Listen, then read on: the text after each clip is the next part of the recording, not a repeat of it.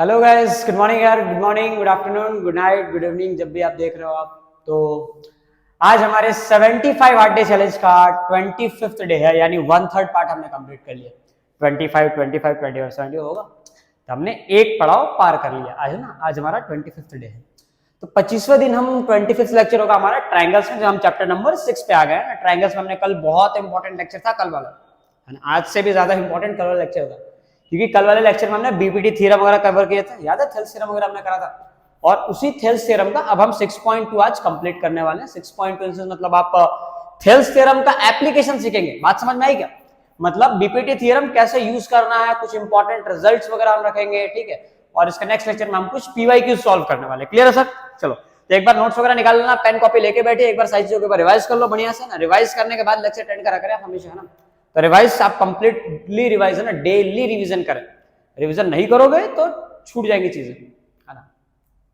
और ऑलमोस्ट बहुत चीजें आप लोगों ने देखा होगा, बीच में आपके ब्रेक आए होंगे, ब्रेक लगे भी होंगे, चीजें छूटी भी होंगी। तो मैं आपको वही चीज समझा रहा हूँ कि ब्रेक ना लगे, है ना। रिवीजन करते रहना। अब रिवीजन नहीं करोगे ना, दो चीजें मैंने बताई थी कंसिस्टेंसी के लिए। पहला कि आप एक भी दिन गैप ना करें, और दूसरा ये है ना आपका रिवीजन। रिवीजन मत छोड़ना, वरना कोई फर्क नहीं आएगा। पढ़ाई आपने पहले भी की थी, चैप्टर्स आपने पहले भी पढ़े थे, तो क्या फर्क रहा कि आपने रिवीजन, इसलिए आपको जरूरत पड़ी ना, आप भूल जा रहे हो चीजों को। तो आप चीजों को भूलना मत, ये चीज ध्यान रखना, ठीक है। अगर आप नहीं भूलते हो तो आपके लिए पूरी चीजें, सारी की सारी चीजें आपको याद रहेंगी, सारी चीजें आपके लिए रखी हुई है A to Z। चलो, तो स्टार्ट करते हैं, है ना। ट्रायंगल से पेन एनसीईआरटी निकाल के बैठिए और एक बार जो रिवीजन कर लिया, मैं एक बार रिवाइज करवा देता हूं, और इसी के साथ अपन स्टार्ट करते हैं ट्रायंगल्स आज का लेक्चर, ठीक है। देखो, तो हमने बीपीटी में थेल्स थ्योरम में चीज पढ़ा था कि अगर एक ट्रायंगल के अंदर किसी भी एक साइड के पैरेलल अगर आप दूसरी एक लाइन बनाते हो, किसी भी एक साइड के पैरेलल अगर आपने कोई लाइन बनाई है, ठीक है, तो ये कंफर्म है, ये चीज कंफर्म है कि इनके जो साइड्स के जो सेक्शन बनेगा ना, डी और ई, यहाँ पे ये रेशियो जो है इक्वल आएगा AD बाई BD, और ये किसकी इक्वल आ रहा था अपने AE बाई CE के, ठीक है। ये थ्योरम 6.1 था। इसी को थेल्स थ्योरम कहते हैं, फंडामेंटल थ्योरम ऑफ प्रोपोर्शनैलिटी कहते हैं, और बेसिक प्रोपोर्शनैलिटी थ्योरम भी कहते हैं, याद रखना, ठीक है। फिर हमने 6.2 वाला थ्योरम भी कवर किया था, याद है, converse of BPT, converse of BPT, जिसके अंदर हमने जो है इसका कन्वर्स देखा था कि अगर रेशियो इक्वल है, इसका मतलब कि लाइंस पैरेलल होंगी। यहां पैरेलल था तो रेशियो इक्वल है, कन्वर्स में उल्टा होगा, रेशियो इक्वल है तो लाइन पैरेलल है। ये बातें आपको प्रूफ करनी है। बात समझ में आ गई?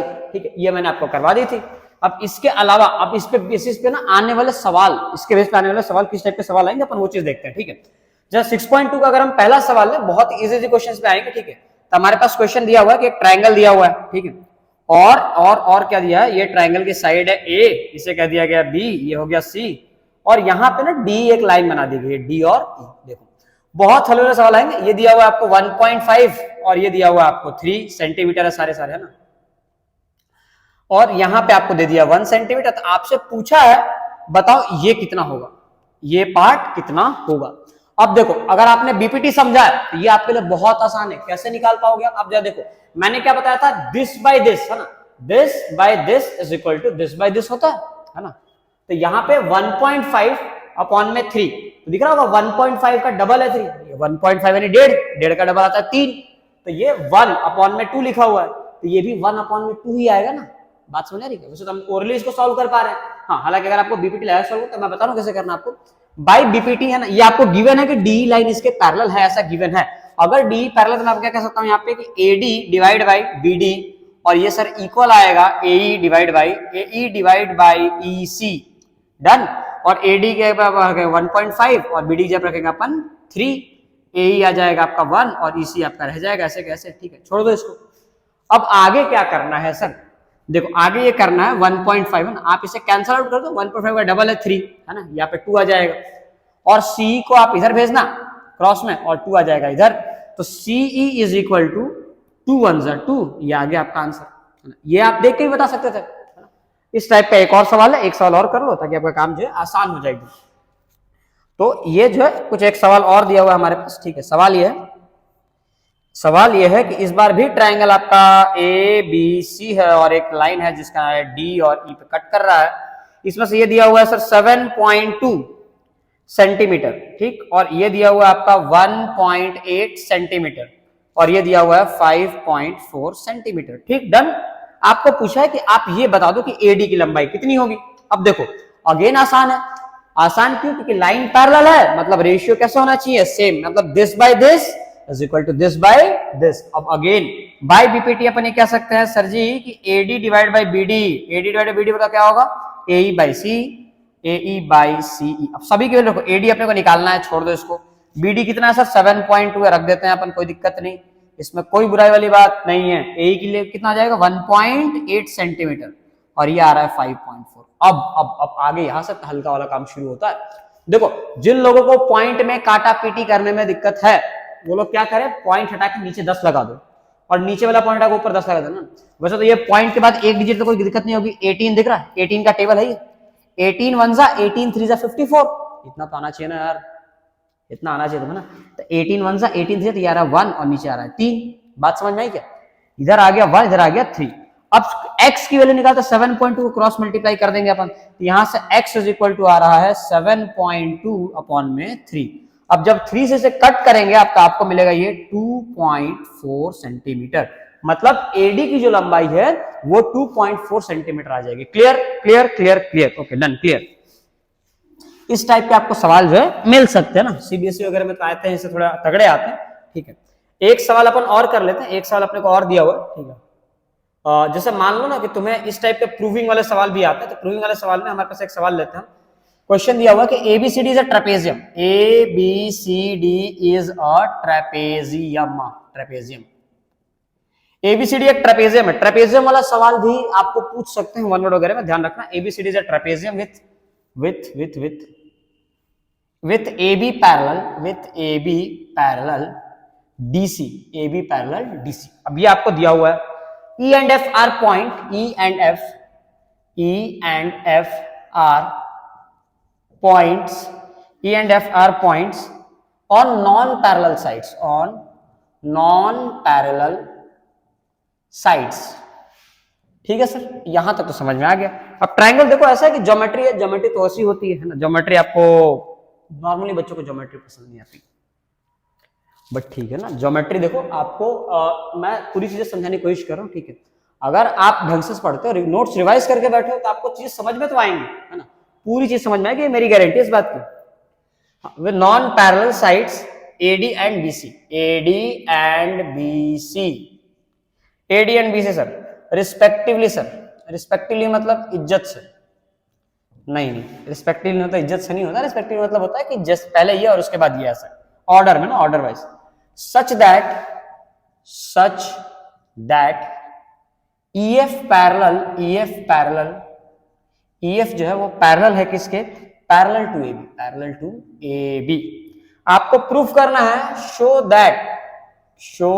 That AE by ED, AE divide by ED is equal to BF upon में FC, BF अपॉन में FC। ये चीज आपको प्रूफ करनी है। डायग्राम बना देते हैं, देखो ABCD एक ट्रेपेजियम है तो बना लो, बना दिए, वेरी गुड। अब आगे क्या दिया है, ABCD ट्रेपेजियम में AB पैरेलल टू BC है, तो मान लो कि AB जो है ये है, C और D ये हो गया। अब क्या बोला, E and F are the point on non-parallel sides of non-parallel sides of AD and BC। मान लो ना AD और BC पे नॉन पैरेलल साइड पे एक E हो गया और यहाँ पे आ गया F। Done sir. आगे क्या बोला है, आगे आपको ये बोला हुआ है सच दैट EF जो है पैरेलल, ऐसे करना कि पैरेलल है और हमें प्रूफ करना है AE यानी नीचे वाला ये पार्ट अपॉन में ED दिस, ठीक है, और यहाँ पे BF अपॉन में FC आ जाएगा। ठीक है, ये आपको प्रूफ करना। कैसे करेंगे सर, देखो बहुत आसानी से कर सकते हैं। आप एक काम करो, नामकरण में हल्का बदलाव कर दो, ऐसा उल्टा कर दो, ABC कर दो इसको और इसको D कर दो, थोड़ा आप सही दिखेगा।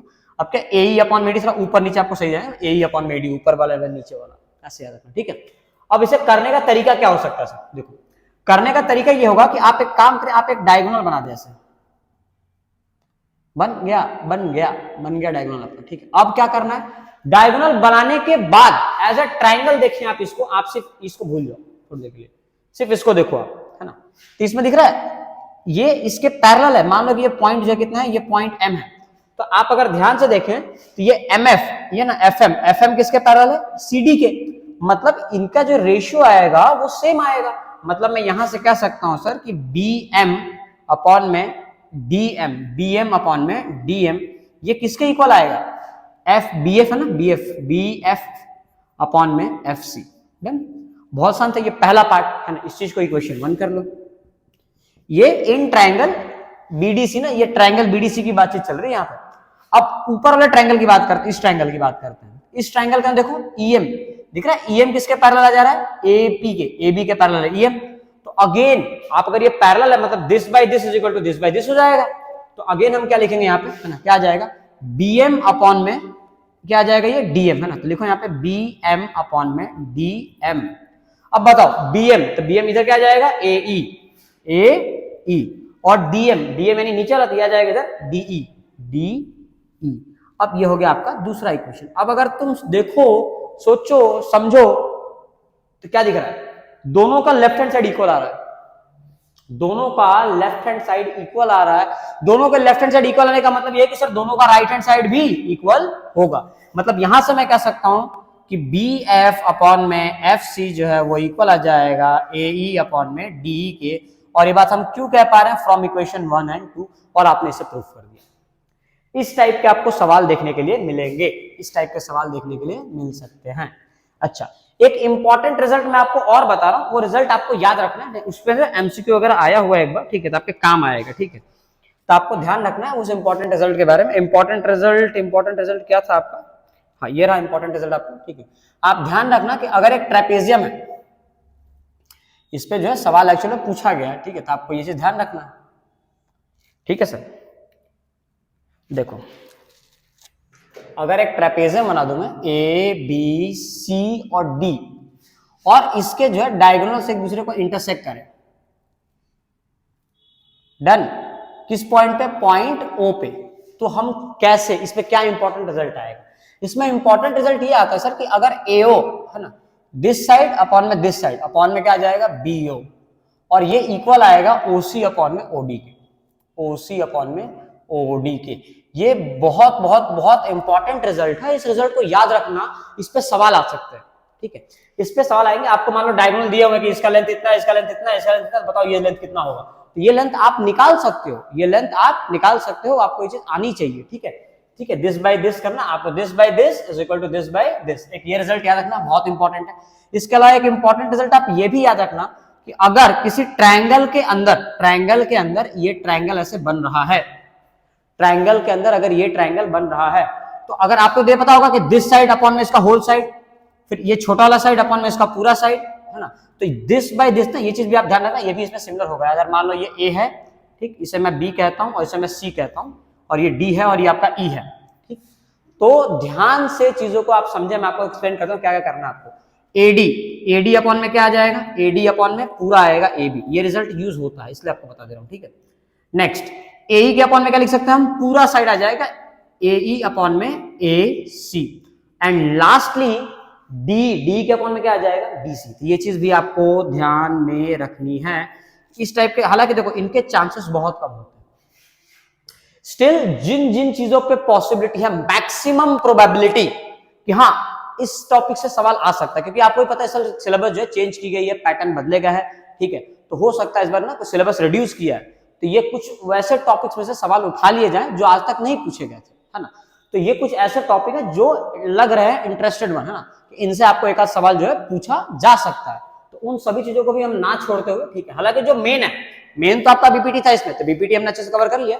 हाँ, इन चीजों पे ना, ये चीज भी आपकी ना छूटे, आपका अगर सवाल आ जाए तो आपसे बना पाओ आप। ठीक है, इसके लिए जितने भी इंपॉर्टेंट रिजल्ट है वो सारे इंपॉर्टेंट रिजल्ट भी मैं आपको यहाँ पे लिखवा दे रहा हूँ। इसके अलावा एक लास्ट इंपॉर्टेंट रिजल्ट है जो very very very very very important है सर, वो रिजल्ट भी आप ध्यान रखें। वो रिजल्ट क्या है सर? रिजल्ट ऐसा है कि मान लीजिए आपके पास एक ट्रायंगल गिवन है, एक ट्रायंगल ले लेते हैं अपन, ये एक ट्रायंगल ले लिया हमने। डन। अब इस ट्रायंगल में, ठीक, और क्या दिया हुआ है? ABC कर लो, ABC, और एक और ट्रायंगल ले लिया हमने PQR।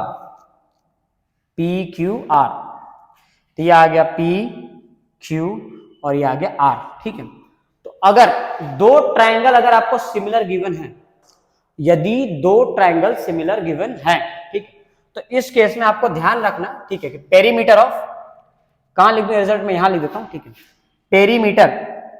पेरीमीटर तो मैं कैसे लिख पाऊंगा, मेरे पास जगह जगह जगह जगह थोड़ी सी जगह कमी रहेगी, यहां लिख देते हैं, पर आप चीजों को समझ लेना, यहां पे लिख दे रहा हूं, perimeter of triangle ABC, perimeter, आप ना पेरीमीटर समझ लेना, perimeter of ABC divided by perimeter of PQR, perimeter of PQR is equal to दो ट्राइंगल, दो सिमिलर ट्राइंगल का पेरीमीटर का रेशियो, पेरीमीटर मतलब क्या हुआ, A B plus BC plus AC, मतलब इन तीनों के साइड्स का सम, ये हो गया पेरीमीटर। तो अगर दो सिमिलर ट्राइंगल का, दो ट्राइंगल अगर सिमिलर हैं तो इनके पेरीमीटर का जो रेशियो आएगा वो इनके साइड्स के रेशियो के इक्वल आएगा। साइड का रेशियो मतलब क्या, is equal to A B upon में करस्पॉन्डिंग आ जाएगा पी क्यू, ठीक, is equal to B C upon में Q R, B C upon में क्यू आर, ठीक है, और इज इक्वल टू और क्या आ जाएगा यहाँ पे आपका ए सी अपॉन में पी आर आ जाएगा, ए सी अपॉन में पी आर, ये चीज आ जाएगा। ये बहुत ही इंपॉर्टेंट रिजल्ट है, ये वो रिजल्ट है जिसपे जो है सवाल पूछने के चांसेस ज्यादा है। इन तीनों रिजल्ट में सवाल पूछने के चांसेस आपका पेरीमीटर ज्यादा है, कि दो ट्राइंगल का आपको पेरीमीटर दिया जाए, है ना, इसमें सवाल करेंगे जब आपने लास्ट लेक्चर होगा, लास्ट लेक्चर याद है हम क्वेश्चंस करते हैं, पीवाई जो करते हैं, उस पर मैं आपके लिए सवाल भी लेके आऊंगा, ठीक है। पेरीमीटर आपको दो ट्राइंगल का दिया होगा, है ना, उनका आपको रेशियो लेना है, और आपको दो एक साइड दिया होगा, बोलोगे ये साइड कितना था आप बता दो, उस केस में हमें कैसे करना वो चीज हमें ध्यान रखना, ठीक है, इसलिए ध्यान रखना। इसके अलावा इसमें एक और सवाल जो बड़ा पॉपुलर है, आप ये ध्यान रखना कि एक स्क्वायर है, ठीक है, अगर स्क्वायर की साइड लेंथ ए है, स्क्वायर की साइड लेंथ ए है, तो उसका जो डायगोनल होता है सर, उसका डायगोनल होता है ए रूट टू, ये ध्यान रखना। कैसे, मान लो अगर ये 5 है तो ये 5 रूट 2, ये 7 होता, 7 तो कितना हो जाएगा 7 रूट, स्क्वायर के चारों साइड सेम होते हैं ना, तो जो इनकी साइड होगी डायगोनल के लेंथ में बस आपको ए रूट 2 कर देना, ये आपका आंसर आ जाएगा, ठीक है सर। तो ये वो सारे 6.2 से वो सारे, देखो एक मैंने आपको सॉल्यूशन वाले पार्ट, इस टाइप का क्वेश्चन जो अगर सॉल्विंग में बीपीटी का यूज करने आ गया था, आप सॉल्व कर सकते हो। बीपीटी का यूज करके आपको प्रूफ करना हुआ तो आप ऐसे प्रूफ कर सकते हो। मान लो आपको क्वाड्रिलेटरल दे दिया जाए तो क्वाड्रिलेटरल देके घबराना नहीं है, आपको पता है बीपीटी ट्राइंगल के लिए, क्वाड्रिलेटरल का नहीं, लेकिन स्टिल हमें घबराना, हमें क्या करना है, एक लाइन खींचो और देखो बन गए दो ट्राइंगल, आप सॉल्व कर सकते हो, ठीक है, समझ आ गई चीजें। और इसके अलावा जो इंपॉर्टेंट रिजल्ट थी उसमें से मैं आपको एक ट्रेपेजियम वाला याद रखना ना, दिस बाय दिस हो जाएगा, और इसमें है ना ये ट्राइंगल के अंदर अगर ट्राइंगल हो तब क्या करना है आपको, और ये पेरीमीटर वाला, ये सबसे ज्यादा इंपॉर्टेंट रहेगा, ये एमसीक्यूज में 1 वर्ड पूछा जा सकता है, तो इन चीजों को याद रखना है आपको, ठीक है सर। तो आज के लेक्चर में हम सिर्फ इतना ही कवर करने वाले हैं, बहुत ही छोटा लेक्चर होगा आज का, कुछ बहुत ज्यादा लंबा नहीं था, ठीक है, ये चीजों कंप्लीट कर लेना, बाकी हम मिलते हैं नेक्स्ट लेक्चर में कल के दिन, है ना।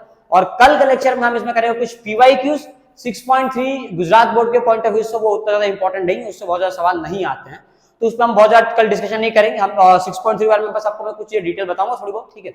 और उसके बाद हम, क्योंकि उस पार्ट से कोई सवाल नहीं आते हैं, जनरली नहीं आते अभी तक, ठीक है, तो हमें क्या करना उस पार्ट, हाँ सीबीएसई वगैरह में आते हैं, बट गुजरात बोर्ड के पॉइंट ऑफ व्यू से उसमें सवाल नहीं आते, ठीक है सर। तो 6.3 वाला हम पूरा पोर्शन कवर नहीं करेंगे, लेकिन हाँ इसके पीवाईक्यूज, प्रीवियस ईयर क्वेश्चन जो पूछे गए हैं, या फिर इन सभी कंसेप्ट जो मैंने आपको बताया, उस कंसेप्ट पे आने वाले सवाल को अपन कल के दिन डिस्कस कर लेंगे, और कल हमारा ट्रायंगल का लास्ट लेक्चर होगा। इन शॉर्ट हम कल ट्रायंगल को खत्म कर देंगे, क्लियर सर। चलिए फिर मिलते हैं अपन नेक्स्ट दिन ना, बाय।